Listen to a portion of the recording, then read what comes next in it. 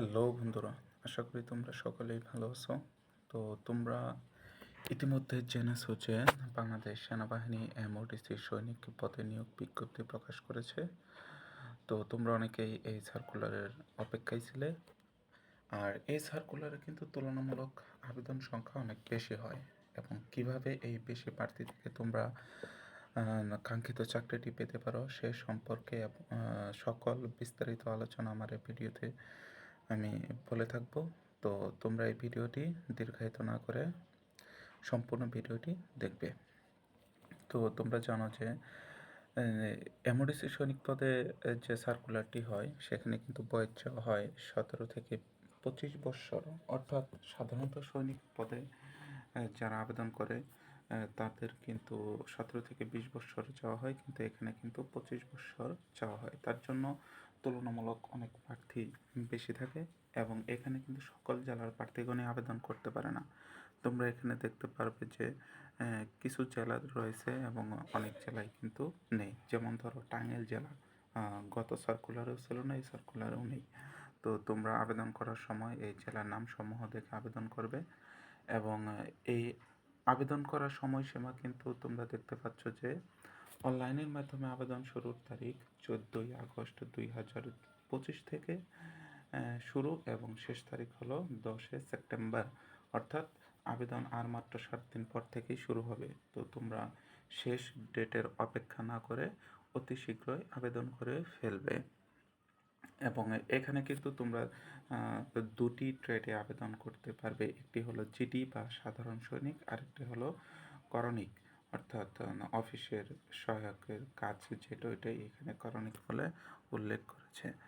তো আবেদনের যোগ্যতা হলো, তোমরা দেখতে পাচ্ছ যে একজন প্রার্থীর প্রয়োজনীয় যোগ্যতা সাপেক্ষে সাধারণত জিডি এবং করণিক ট্রেডে আবেদন করতে পারবেন।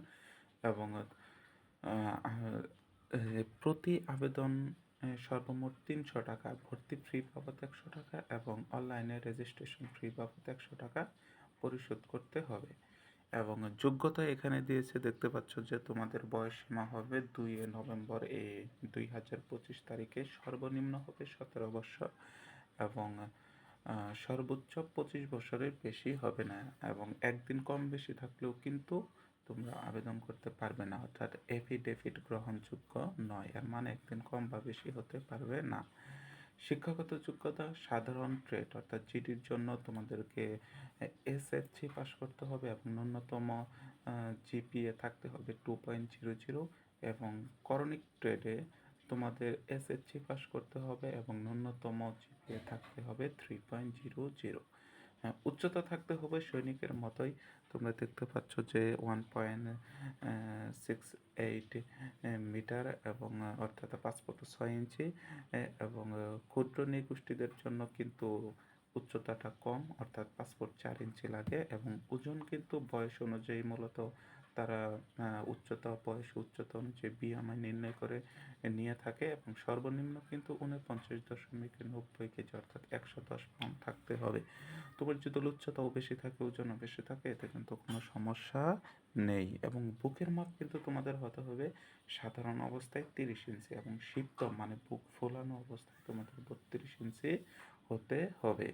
এখানে কিন্তু যোগ্যতার ক্ষেত্রে সকল যোগ্যতা কিন্তু সুন্দরভাবে দেওয়া রয়েছে। এবং চোখ 6/6 স্বাভাবিক দৃষ্টি সম্পন্ন এবং বন্ধার্থ গ্রহণযোগ্য নয়। দেখো, বর্ণার্থ হলো তোমাদের কালার চিনতে তোমাদের সমস্যা হয় যাদের, তাদেরকে বর্ণার্থ বলে। অর্থাৎ সেখানে কালার ব্লাইন্ড পরীক্ষা করা হয়। এবং কালার ব্লাইন্ড পরীক্ষা কিন্তু তোমাদেরকে একটা চিত্র দেওয়া থাকবে, ওই চিত্রের ভিতরে ধরো বিভিন্ন রং দিয়ে বিভিন্ন সংখ্যা বা বিভিন্ন রাস্তা উল্লেখ করা থাকবে, ওটা তোমাকে খুঁজে বের করতে হবে। ঠিক আছে? আর সাঁতার তোমাকে জানতে হবে ন্যূনতম 50 মিটার। আর তোমাকে কিন্তু অবশ্যই অবিবাহিত হতে হবে।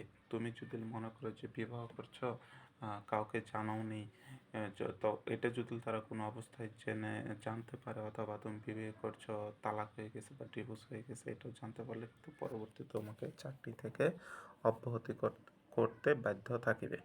এবং ভর্তির সময় তোমাদেরকে যে কাগজপত্রগুলো নিয়ে যেতে হবে সেটি হলো তোমাদের শিক্ষাগত যোগ্যতার সনদপত্র, মূল সনদ অবলিক মার্কশিট, অর্থাৎ তুমি মূল সনদ না নিলে মার্কশিট ফটোকপি করে সত্যায়িত করে নেবে। অর্থাৎ ফার্স্ট ক্লাস যারা অফিসার আছে, বিসিএস ক্যাডার, তোমাদের যে শহরগুলো রয়েছে ওইখানে, বা তোমাদের যে সরকারি কলেজ আছে এরকম টিচার হলেও হবে, বা সরকারি কোনো অফিসের ঊর্ধ্বতন মানে বড় কর্মকর্তা তাদের কাছে গেলেও তোমাদের সত্যায়িত করে দেবে। তো তারপরে নিতে হবে তোমাদের স্থায়ী জন্ম তারিখ সংবলিত মূল প্রশংসাপত্র, এসএসসি পরীক্ষার প্রবেশপত্র, অর্থাৎ তুমি যে জন্ম নিবন্ধন রয়েছে সেটি, অথবা ভোটার আইডি, অথবা স্থায়ী ঠিকানা শিক্ষা প্রতিষ্ঠান কর্তৃক যে দেয় সেটি। আর অভিভাবক কর্তৃক সনদপত্র, যা চেয়ারম্যান কর্তৃক সাথে অভিভাবকের সনদপত্র, এটি কম্পিউটার দোকান থেকে করে দেবে, সেখানে চেয়ারম্যানের সিল লাগবে। এবং জন্ম নিবন্ধন অথবা জাতীয় পরিচয়পত্র, তারপরে পিতামাতার সত্যায়িত ফটোকপি জাতীয় পরিচয়পত্রের, তারপরে সদ্য তোলা তোমাদের পাসপোর্ট সাইজের 6 কপি এবং স্ট্যাম্প সাইজের 2 কপি সত্যায়িত ছবি নিতে হবে, এবং সেটির মাপ কিন্তু দেওয়া আছে যে 5 সেন্টিমিটার বাই 4 সেন্টিমিটার দৈর্ঘ্য, প্রস্থ 5/4, এবং স্ট্যাম্প সাইজ যেটি সেটি 2.5 সেন্টিমিটার থেকে 2 সেন্টিমিটার দৈর্ঘ্য প্রস্থ হতে হবে। এবং ছবির পটভূমি কিন্তু নীল আকাশি রং, পরিধেয় প্রকাশ হালকা রং হতে হবে, এবং ল্যাব প্রিন্ট থাকতে হবে। বিভিন্ন রকমের কালারের বা টি শার্ট পরে ছবি উঠলে কিন্তু এগুলো হবে না।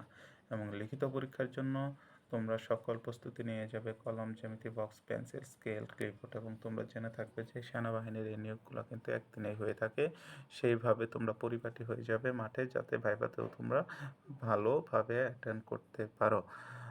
এবং নির্বাচন পদ্ধতিতে কিন্তু তোমাদের প্রথমে স্বাস্থ্য পরীক্ষা হবে, তারপরে শারীরিক পরীক্ষা, লিখিত পরীক্ষা। লিখিত পরীক্ষা কিন্তু তোমাদের হবে বাংলা, ইংরেজি, গণিত, সাধারণ জ্ঞান ও বুদ্ধিমত্তা। এগুলি পাস করার পরে কিন্তু তোমাদের সাক্ষাৎকার অর্থাৎ ভাইভা হবে, এবং এর মাধ্যমে তোমাদেরকে চূড়ান্তভাবে নির্বাচন করা হবে। এবং প্রশিক্ষণে তোমরা দেখতে পাচ্ছ যে এমওডিসি সেন্টারের রেকর্ড সিদ্ধান্ত অনুযায়ী 6 মাস মেয়াদী মৌলিক সাময়িক প্রশিক্ষণ গ্রহণ করতে হবে। এটি কিন্তু সৈনিকের ক্ষেত্রেও সেম।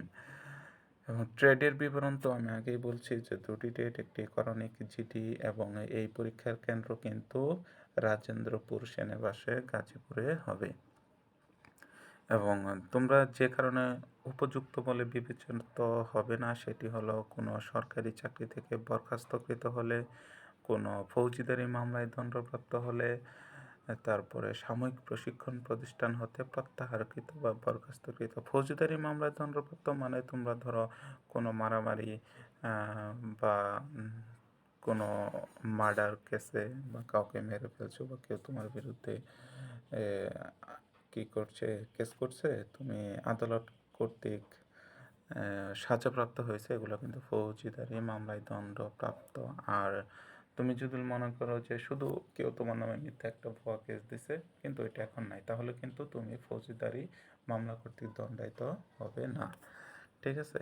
আর এমওডিসি সৈনিক সেনা হিসেবে পরবর্তীতে তোমার সুবিধাসমূহ থাকবে: বেতন থাকবে 8,800 থেকে শুরু হবে। প্রশিক্ষণ শেষে যৌথ বাহিনীর যে নির্দেশাবলী রয়েছে সেই অনুযায়ী তোমার বেতন বৃদ্ধি পাবে। পদোন্নতি রয়েছে, তুমি মাস্টার ওয়ারেন্ট অফিসার পর্যন্ত যোগ্যতা অনুযায়ী, অর্থাৎ তুমি যে এসএসসি পাসে ঢুকলা তাই যে তুমি প্রমোশন পেয়ে যাবে এমন না। তোমার ওইখানে যদি ভালো পারফরমেন্স দেখাতে পারো, এবং তোমার যদি এসএসসি অনার্স পাসের সার্টিফিকেট তুমি শো করতে পারো, সকল কিছু মিলিয়ে তুমি ওয়ারেন্ট অফিসার পর্যন্ত যেতে পারবে। এবং সরকারিভাবে তুমি বাসস্থান পাবে, রেশন পাবে নিজ স্ত্রী এবং তোমাদের সন্তানের জন্য। এবং জেলাসমূহ তোমরা এখানে দেখতে পাচ্ছ যে যে জেলার প্রার্থীগণ তোমরা আবেদন করতে পারবে। এবং আবেদনের করতে হবে তোমাদের 3টি ধাপে। প্রথম ধাপে তোমরা কি করবে? তোমরা কিন্তু আবেদনটা ইচ্ছা করলে নিজেও করতেও পারো। দেখা যায় যে সাধারণত কম্পিউটারের দোকানে গেলে তোমাদের কি করে, আবেদনের জন্য অতিরিক্ত ফি আদায় করে থাকে। ঠিক আছে, এই অতিরিক্ত ফি দেওয়ার দরকার নেই। তোমরা ইচ্ছা করলে তোমরা নিজেরাও আবেদন করো। দেখো, চেষ্টা করলে সবই হবে। আমি নিজে যখন আবেদন করি, আমি নিজে চাকরি আবেদন করলে আমার নিজের ফি আমি নিজে পরিশোধ করি, নিজেই সকল আবেদন করি। তোমরাও নিজে আবেদন করে নেবে। তোমরা যে সাইজের তোমাদের ছবি চেয়েছে, তারপরে যা, যা লাগবে সকল কিছু তোমরা ফটো উঠায় নেবে, পিডিএফ ফাইল করে নেবে। কম্পিউটার দোকানে গেলে ৳20 দিলে এগুলো করে দেবে, তোমাদের ইমেইলে রেখে দেবে। তখন যখন মন চায় তখন তোমরা আবেদন করবে। সাধারণত কম্পিউটারের দোকানে গেলে কিন্তু একটা আবেদনের জন্য 150, 200 সর্বনিম্ন ৳100 নিয়ে থাকে। এই টাকাটা তোমাদের দেওয়ার প্রয়োজন নাই। দেখো, তোমাদের ভয় পাওয়ার কিছু নাই এখানে। চেষ্টা করলে সবই সম্ভব। আমিও যখন ১ম আবেদন করছি দেখা যায় যে বেশি টাকা নিত। পরে চেষ্টা করছি, আমি ভয় পাই নাই। সাহস রাখছি। দেখছি আমার আবেদন হয়ে গেছে। ঠিক আছে? আর অনেকেই তো টাকার সমস্যা থাকে। যাদের টাকার সমস্যা তারা চেষ্টা করবে। আর এখন তো সাধারণত যাদেরও টাকার সমস্যা আছে তাদেরও হাতে একটা স্মার্টফোন আছে।